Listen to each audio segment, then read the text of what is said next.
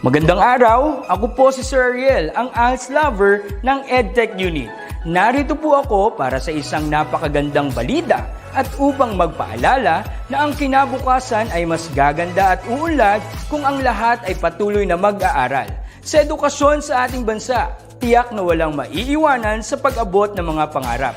Kaya naman ang Department of Education ICT's Educational Technology Unit at Alternative Learning System Task Force ay nagtutulungan sa pagkakaroon ng ALS Tech Empowerment Program upang maihatid ang excellent quality education sa ating mga ALS learner and teachers. To easily deliver the lessons from the modules and other references, we will provide tablet PC as part of the DepEd computerization program to all ALS teachers and orientation on the use of these packages. To deepen the pedagogical use of information and communications and technology in delivering instructions, there are training workshops on the use and curation of open educational resources or OER, Google and Microsoft productivity tools, creation of video lessons using PowerPoint presentations and KineMaster, and on ebook or e-magazine development. To create an avenue for remedial lessons that is open to all learners, teachers, and parents, we will have the ETUlay free online tutorial and mobile ETUlay, where we will visit remote schools to feature the best practices of our ALS teachers and learners. Sa mga out-of-school youth and adult, laging tatandaan na may pag-asa upang makapagpatuloy sa pag-aaral. May ALS para sa inyo. Ang edukasyon ay para sa lahat. Para sa bata, para sa bayan, para sa guro. Sulong Edukalidad.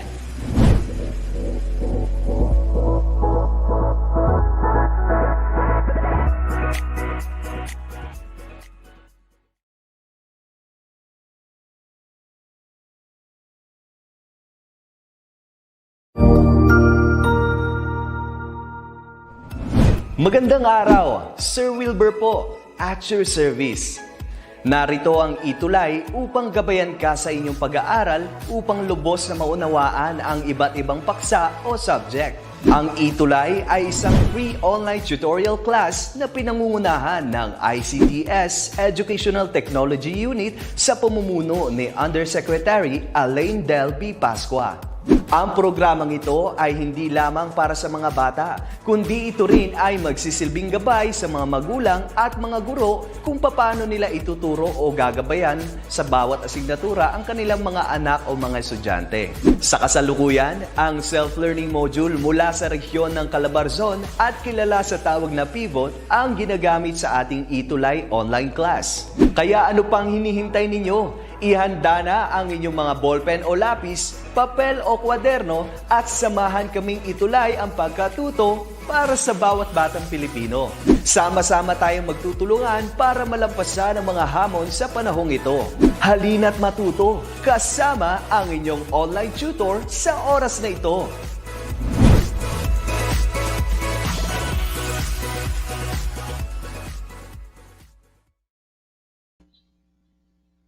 Hello there, what's up you guys? Welcome back to another ETUlay session. This is TLE, Contact Center Services under ICT strand ng TLE subjects natin for grade 10 students. And once again, I'm Tutor T at kasama niyo ako sa hapon na ito upang tulungan kayo na lubusang maunawaan ang industriya ng business process outsourcing. In this session, we're going to talk about additional products and services that we had talked about last ETUlay session that we had. And at this time, I'm so excited because today we're going to have an initial feel of call center vibe, because today I'm going to present you a mock call as part of our learning activity for today. And I hope you are excited to learn today. I hope you have in mind that you have a purpose why you're here. You want to become better able to provide for your family in the future. You want to have a skill that you can use not just in the BPO industry, but also in any other industries in the future. That's the benefit of learning contact center services for grade 10 students. But if you're not grade 10 students, you're still welcome to join us in this ETUlay session. As long as you like to learn and you'd like to improve your English communication skills, this is something that you'd like to really follow and watch from week to week. So our ETUlay session for contact center services for grade 10 students will be shown every Friday at 2:20 until 3 in the afternoon. So we have uh, one viewer here that I see from YouTube. It's Shak Alejandro. Thank you for being the first one to comment here on our ETUlay session. So let's get right into our discussion. I want to let you know first what are our objectives for today. So we have three objectives. All right. So at the end of this learning period, you are expected or you should be able to learn the most common products or services offered in the business process outsourcing industry. And pangalawa, be able to describe the activities involving with the given products and services. So we're going to talk about one particular product and service in the BPO industry, and under that particular product, we're going to hihimayin natin. Meron pa siyang dalawang activity, dalawang department na pwedeng doon ka mapadpad once you apply for a call center job in the future.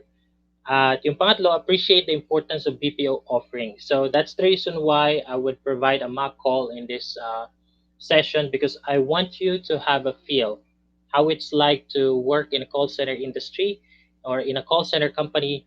And I want you to know and understand the approaches in delivering quality customer service. So the mock call that we will have for today is not that complicated. I think it's one of the most easy mock call that I could provide you para syempre umpisa natin sa madali tapos pahirap ng pahirap yung mga challenges natin dito sa ating session.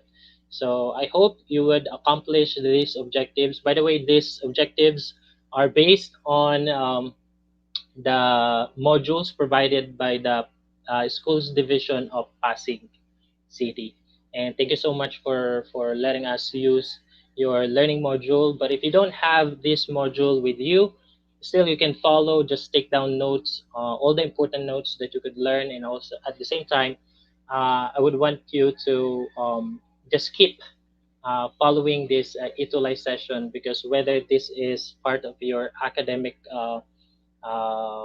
let's say academic performance, or even if it's not part of your academic performance, even you're just here for the purpose of learning, you just keep uh, watching, just keep following this session, because like what I said, you're going to use it in your future career, regardless of what industry you would want to be in the future.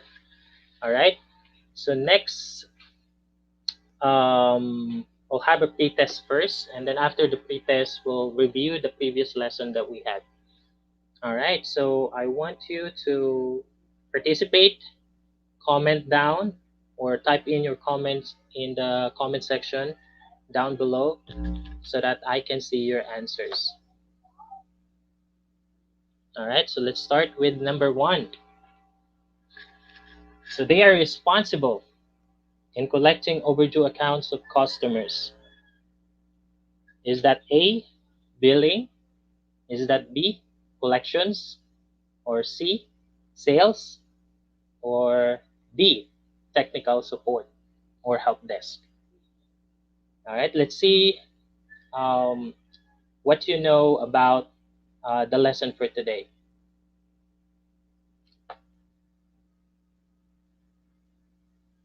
Okay, let's see if there are some comments. Ayan. So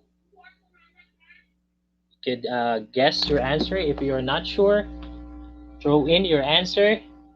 So okay lang na magkamali. Pero syempre pag nagkamali tayo, malalaman natin yung tama, di ba? Alright, so wala pa tayong comment for the answer. And should I give you the correct answer right away? So comment down your answer in the comment section below. All right, so what is our answer for this number 1 question? They are responsible in collecting the overdue accounts of customers. Okay, nandun na yung keyword. Nandun na yung keyword, it's letter B, collections. Yan. So letter B, collections. All right, how about number 2? They're responsible in updating their customers about their current charges. Ayan, so updating naman ito. Yung isa, collection.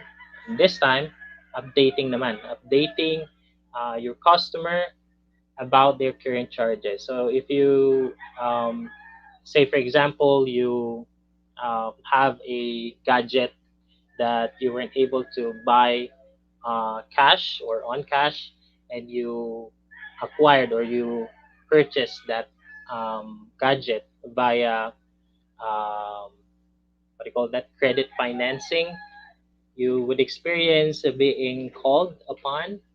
Someone would call you and then would give you updates or would tell you about the status of your, let's say, your loan.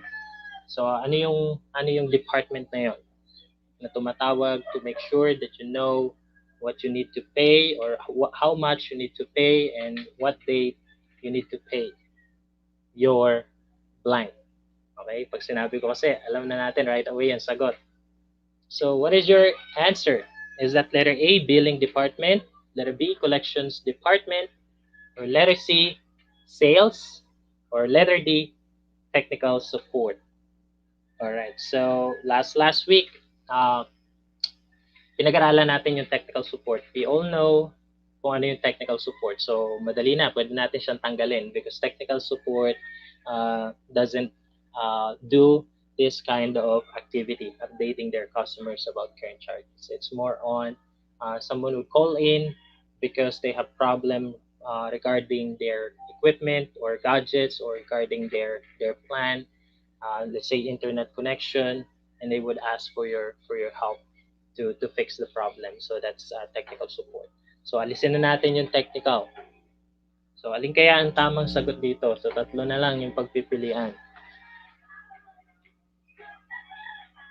Alright, let's see. Is that A, billing, B, collection, C, sales, or D, technical? It's not D. Alright, so the correct answer is billing department. So they are the ones responsible in updating their customers about their current charges. Alright, so let's proceed to number 3. This service means to handle any financial regularities in a company. Okay, it's a BPO company, for example, here in the Philippines would be hired by a client or a company in the US to handle their financial regularities. It means that the coming in of their say yung financial, yung pera, yung pagpasok ng pera at paglabas ng pera ng kanilang kumpanya ay minomonitor ng ganitong BPO company here in the Philippines. So anong tawag doon sa service na yun? Anong tawag doon sa service that handles any financial regularities in a company? Okay, let's see kung meron tayong comment. Ayan. So what's the correct answer? For number 3, the service or services that handle financial regularities is letter B. It's financial services. So while we're having this pretest, I hope you are already learning because I believe that assessment is part of the learning process, and you already are learning when you are participating well in the assessment or this pretest. All right, so let's get right into number 4. All these companies sometimes sell their customers' delinquent account to BPO firms except. Okay, so imagine a company would sell an account, but not just an ordinary account, but a delinquent account. When we say delinquent account, ito yung mga account kung saan yung mga customer ang hirap singilin. Okay? Parang pahirapan magbayad. So later on, we'll discuss bakit pa nila binibenta yung mga delinquent account na ito. At ang pinagbebentahan nila ay yung mga BPO company here in the Philippines or third party collection department or collection company, okay, na gumagawa nito dito sa Pilipinas para singilin yung mga tao na ito. So doon nila binebenta. So ano-ano yung alin dito yung nagbebenta ng mga delinquent account sa mga BPO companies here sa Pilipinas that handle financial services. So meron tatlo except for one. So what is that one na hindi nagbebenta ng delinquent account? Let's go find out. All right, so the only one that does not sell delinquent account is legal consultation. So legal consultation is actually part of KPO or knowledge process outsourcing. But knowledge process outsourcing is a subset of the business process outsourcing industry. And so as we go on with our discussion, we'll discover more about KPO and BPO. Okay. All right, so number 5, this department informs their customers about their outstanding balance, due date of payment, etc. So it's pretty much the same with the question number 2, if I remember it well. So ano ito? That inform their customers. The same example that I use, so kung may kinuha kang gadget, tapos binili mo via financing, hinuhulog-hulugan mo yung iyong gadget. Let's say, yung pinakasikat, marami tayong mga financing ngayon. Pag pumunta ka sa mall, pag hindi mo kayang i-cash, someone would approach you, sir, you could avail this using this particular financing company. At once nag-avail ka, there would be someone who would send you email, who would send you, would call you and inform you about your outstanding balance, due date, and payment, etc. Would encourage you to pay. So what is that? What department is that? Okay, let's see. The department that informs their customers about their outstanding balance and due date of payment is a billing department. All right. Okay, so let's proceed to the review of the past lesson. So last week we did discuss about sales, about data gathering, travel advisory, and academic instructions. And I hope you still remember things that you learned from that session.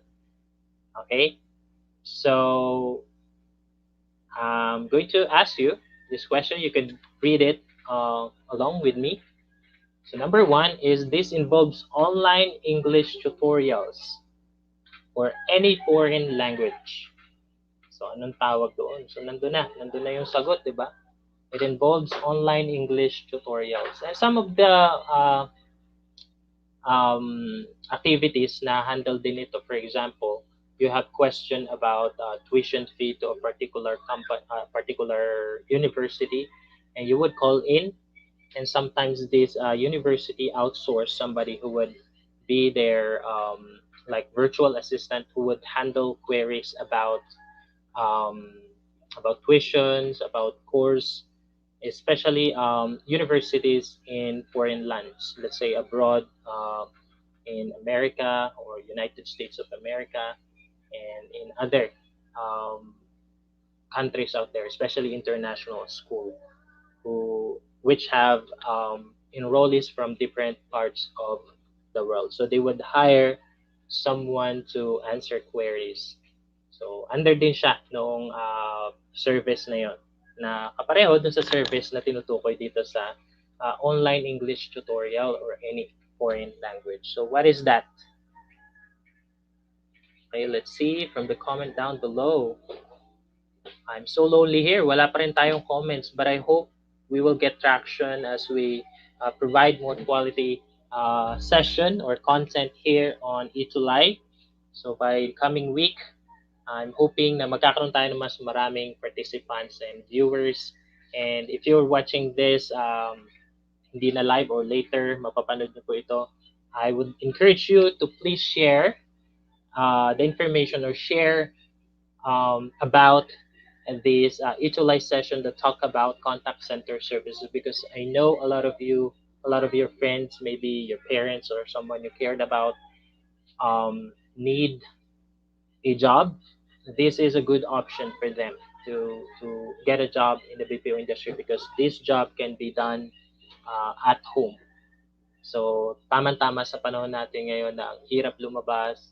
And still, I've seen like posting on social media about companies hiring for call center agents. So, marami pa ring opportunity sa BPO industry kahit na sa panahon natin ngayon. Kaya, I encourage you, please share this ETUlay session to your friends, to your loved ones, na sa tingin nyo ay pwedeng makinabang dito sa ating pinag-aaralan.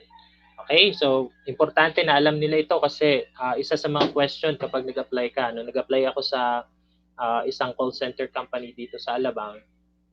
Isa sa tanong sa akin is ano yung BPO industry. And buti na lang, nag-aral ako nag-research ako about BPO company before ako mag-apply. At yun, nasagot ko siya ng maayos at syempre, natanggap ang inyong lingkod. Yun, kaya ngayon nagtuturo tayo ng contact center services dito sa ETUlay session. Dati ako nag-work sa call center bago ako mapadpad dito sa DepEd at maging public servant ng ninyo lahat dito sa Pilipinas. By the way, we are being watched all over the Philippines. I hope next time we would have more participation and comments so that masaya yung discussion, di ba, pag may kausap si tutor team. Ayan. So this is going to be pre-recorded naman. So kahit wala pa kayo ngayon dito, I believe that you could catch up or catch on dito sa ating session even after the live session natin. So ano yun? Number 1 is, that's letter D, or academic instruction. So number 2, this provides products and services for customers' needs.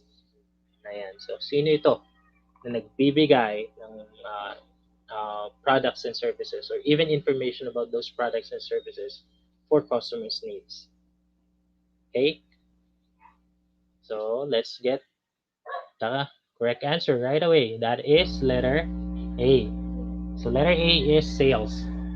Okay, sales department. So a customer, for example, would call in and ask about particular product, about its price, about its, let's say, delivery fee if it's not provided in the website, and there is a customer service hotline that the customer could call in. So tatawag sila and sasagutin nyo ng BPO company dito sa Pilipinas na hinire naman ng company ng let's say online store or website or company na nagpo-produce ng products and services na yon dito sa Pilipinas para tulungan sila sa pag-replenish sa mga information na kailangan ng mga customers. Alright? So number 3, this is associated with bookings and flight inquiries. So we discussed this. I gave you some of the pictures, or I've shown you some of pictures that would help you remember particular activities in those products and services that we discussed last week. So ano naman siya? Associated with bookings and flight inquiries, there are 4 levels na pwedeng ma-cancel yung flights or bawal magbiyahe. So ano yun? That is letter C, or travel advisories. So ayan, na-reveal ko na number 4. So number 4, this process collects pertinent information needed by customer representatives to assist future customers. Ayan, so ano yun? Nandito na. That is letter B, data gathering. Number 5, this verifies customers' purchases online. So that's pretty much the same with number 2. Alam na natin yan, no? So purchases online, that's gonna be about sales, or the one that handles that is the sales department. Okay. All right, so let's proceed to our lesson for today. So products and services. So business process outsourcing offers solutions in the following areas. So financial services, technical support or help desk, sales support, and client-specific services or products. And for today, we're going to discuss financial services only. In the coming weeks, we would cover all of this, the technical support, sales support, and client-specific products para makakatch on tayo doon sa mga na-miss natin. Because last time, I did have internet connection problem, nagkaroon outage dito sa area. That's the reason why we didn't have our ETUlay session last week. Good thing Sir Mark Anthony Amisal was there to carry on, or to take over rather yung ating ETUlay session, at nakapag-share siya ng mga experiences ng wife niya about sa BPO industry. So imagine that, sa panahon ngayon, nakakapagtrabaho pa rin yung wife ni Sir sa isang BPO company dito sa Pilipinas. So pag-uusapan natin ngayon financial services, and you might land into one of the services that financial services provide. Okay? So ito, pag-usapan natin ano ba yung financial services. So kanina sa review or doon sa pre-test natin, natutunan natin that it handles regularities or financial regularities in a company. Dito, mas i-discuss natin siya, mas himayin natin. So this category means handling financial statements while following legal regulatory requirements. Some companies hire BPO firm as their third-party partner to manage these needs. More importantly, the benefits the benefits that BPO give can be as follows: cost saving, avoid penalties, and more resources for income generating tasks. So like what I said, may mga kumpanya na binibenta nila yung account because ang hirap singilin. So gusto nila ma-recover right away yung kanilang pera kahit nasa mas maliit na halaga, at ang in charge na sa pag-collect ay yung pinagbentahan nila na collection department dito sa Pilipinas, na tumatawag naman doon sa mga customer nila, let's say sa US.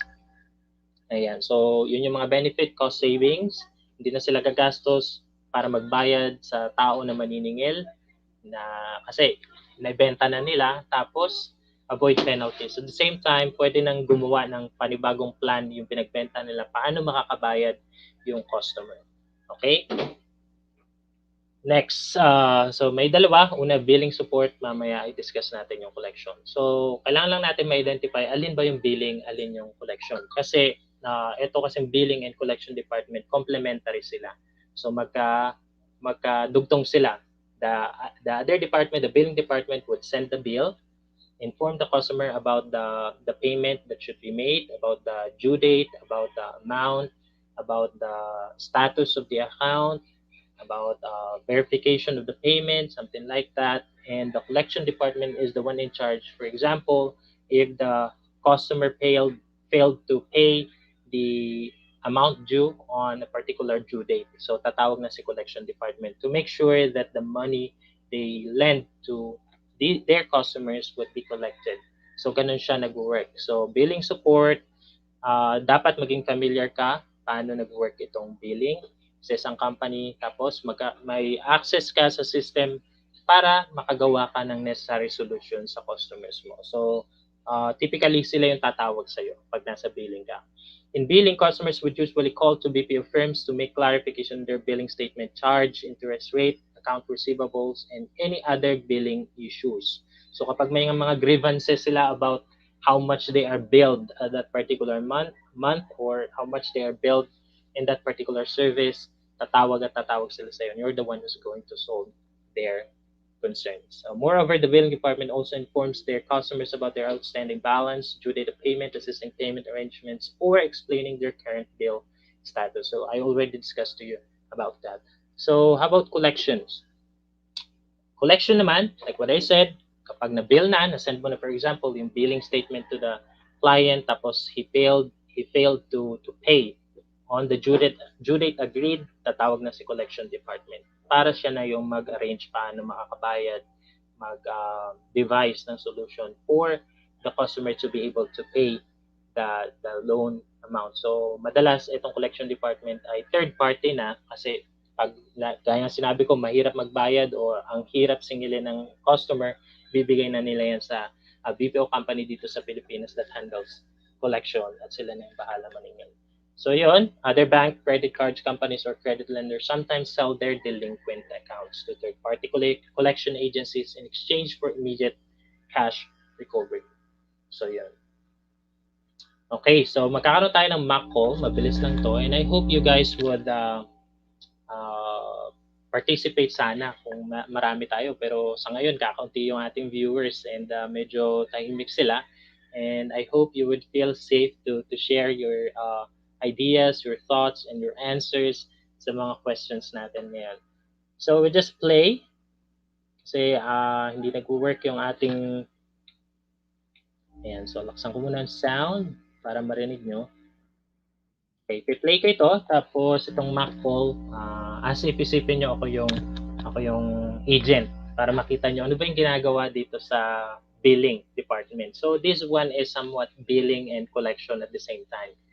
Pero ito ay tumawag. So inbound, may tumawag sa akin at sasagutin ko yung tawag. Okay? So let's start.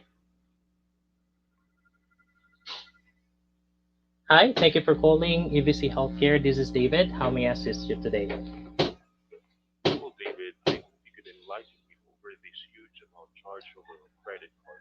Would you believe that your company took $500 out of my credit card? Mhm. I thought I was covered at 100% in all my hospital expenses. I can definitely help you with that, sir, but I will need your insurance number so I can check why you were charged that amount. Maybe different. Mhm.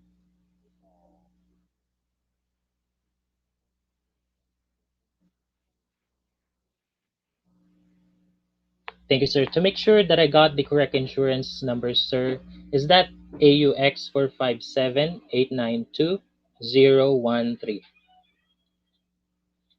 And for verification and security of your account, could you confirm your name and date of birth on file, please?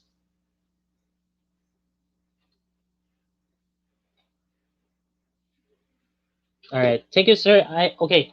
What I'm seeing here on your insurance information is that you're right about the 100% coverage.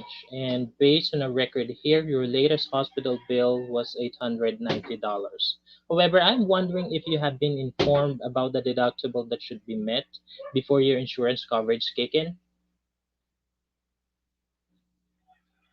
Yes, sir. A deductible is an amount that a patient must pay to the hospital or insurance before all your hospital bill will be covered by your insurance.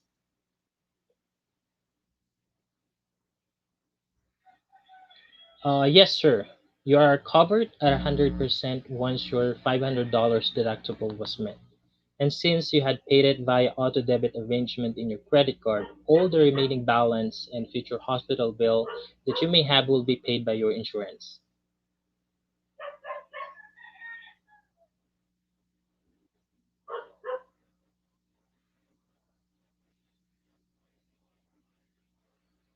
Certainly, sir. So, is there any other concerns that I can assist you with? Thank you, sir, and have a great day ahead. Bye. All right. So that was the mock call that I was telling you earlier. And now I'd like to ask you these questions. Okay, let me minimize this one first. And so the questions that I want you to answer, you could write it down on your learning on a piece of paper. And if you have a module, you could answer. These are the same questions that you do have in your module. If you're using the same module that I'm talking about, the module that comes from SDO Pasig. So these are the questions. What is the situation or problem in the map call? And then what are the information needed by the agent for verification? So if you listened well, you might hear me asking several information to make sure that I'm talking to the right person. And then how did the agent solve the problem? So those are the questions that you are going to answer. You could screenshot or take a picture of the screen and try answering that question. And in our next meeting, I would be uh, following you up about these questions. I hope you got answer. The next time we would have another session for contact center services. All right. So I just want to know about this thing that all of us in the BPO company is we are oriented or uh, we were oriented about this that we need to take care of the personal information of our customer. That is the reason why we ask for those verification for those information to make sure that we're talking to the right person and we're not giving out information, especially private health information and credit card information to someone that is not our customer. Ayan. So, importante siya na dapat confidential yung financial and even personal information ng mga client. Okay? So, yun yung tinatawag na identity theft na dapat nating pag-ingatan kapag nagtrabaho na kayo sa company. So, for our post-test, um, ayan. So, I'll just read these questions and give you some time to think about what's the correct answer. And then you could post your answer on, or you can type in your answer in the comment section down below. And but if you are not able to do that, you can still rewatch this session and then try answering these questions. Okay. So number one, so this department monitors the account of delinquent customers. So anong department ito na nagmo-monitor ng account ng delinquent customers? So yun. So I'll give you 10 seconds to answer this.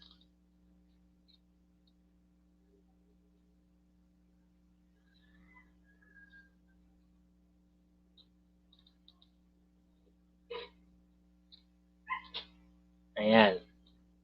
Okay, so if you need more time to think about this, you could pause this video and ponder the question if you want to get it correctly, or if you want to, run it back in your head and remember what is this department that monitors the account of delinquent customers.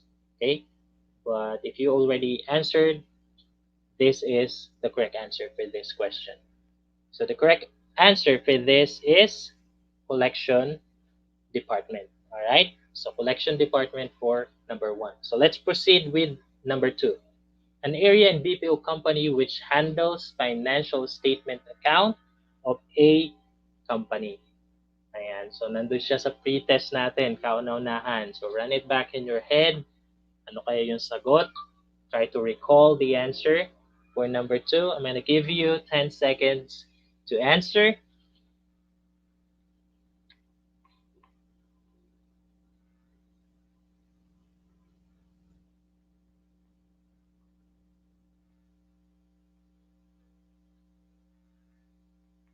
Again, if you're not ready, pause the video or pause this live session. No, you cannot pause the live session. But if you're rewatching it via recorded, pwede mong i-pause. So just pause it and para mapag-isipan mo pa. Number two, the answer is financial services. So, yun. Tanda lang natin, nandun naman siya sa question, yung financial services, when it's all about collection and billing, handling the regularities of money. So, paano yung cycle ng pera sa isang kumpanya? It's financial services. Okay, number three. Customers call this department to be updated with their current billing charges. Ayan. So, ano to? Anong company na ito? Or this department rather, na in charge sa pag-update ng billing charges ng kanilang customer. Okay?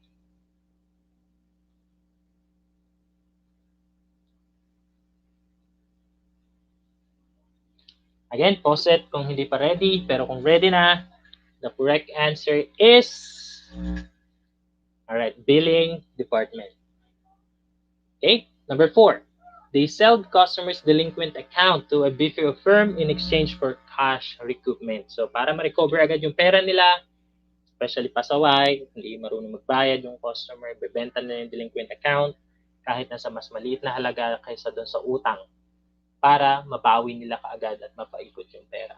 So, ano itong mga company na ito? Anong klaseng company ito? So, you provide 3 answers. Okay? Bilang tayo.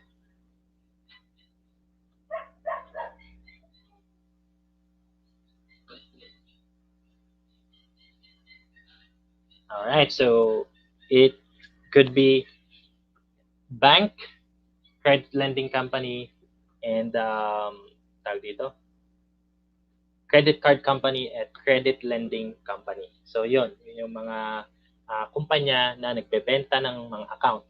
Delinquent account lang naman, yung mahirap singilin sa BPO firm dito sa Pilipinas para sila na yung bahala sa paniningil ng utang na iyon. Okay? Ayan. So, number 5.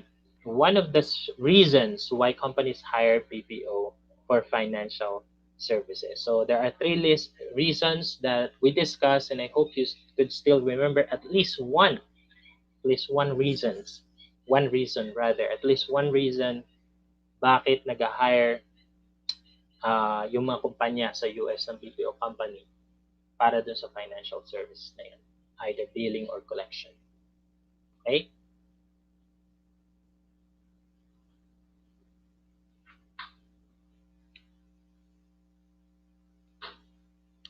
Ayan. So, yung tatlo, kahit alin dito ang sagot mo, tama ka. So, yung una ay cost savings para maka-save kasi hindi na nila kailangang magbayad ng empleyado para gawin yung trabaho at hindi nila kailangang gumamit ng resources doon sa trabaho na yun. Pangalawa, avoid penalty kasi habang tumatagal yung utang, nagkakaroon ng penalty si customer, ngayon mas nahihirapan silang magbayad. Kaya, nag-hire sila ng third-party company para gawin yon, para make sure na merong arrangement kung saan makakabayad yung customer nila. At yung pangatlo ay, ayan, nasira ang ating camera. So, let's change camera muna. Okay, para makita nyo si Sir.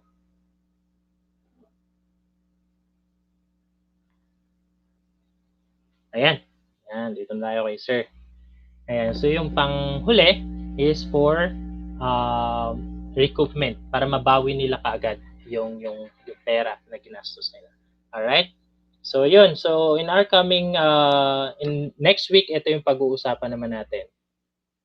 Yan, so products and services, technical support, sales support, at idagdag na natin dyan yung client-specific products. Kasi medyo late tayo ng isang linggo, gusto nating humabol, and I hope you guys would have your friends and the people you know, people you cared about na mag-join sa ating ETUlay session in the coming week. So, stick around kasi meron pang susunod na tutor para sa araw na ito. So, once again, I'm Tutor T on your TLE subjects for grade 10, contact center services, and I'll see you around next time.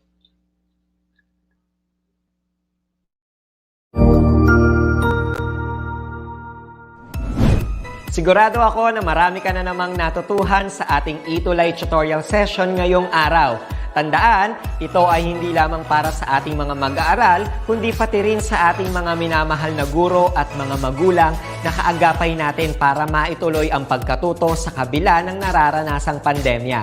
Patuloy ding sumubaybay sa DepEd TV para sa mga araling ginawang video episodes. Mapapanood ito mula Lunes hanggang Sabado, alas 7 ng umaga hanggang alas 7 ng gabi sa inyong mga telebisyon. Abangan sa Lunes mula 1:00 ng tanghali ang iba pang aralin sa ating ETUlay free online tutorial session sa Science. I-like and subscribe at manatiling nakasubaybay sa ating ETUlay tutorial session sa DepEd Edtech Unit FB page at Educational Technology Unit channel sa YouTube at sa DepEd Tayo at DepEd Philippines social media accounts. Paalam!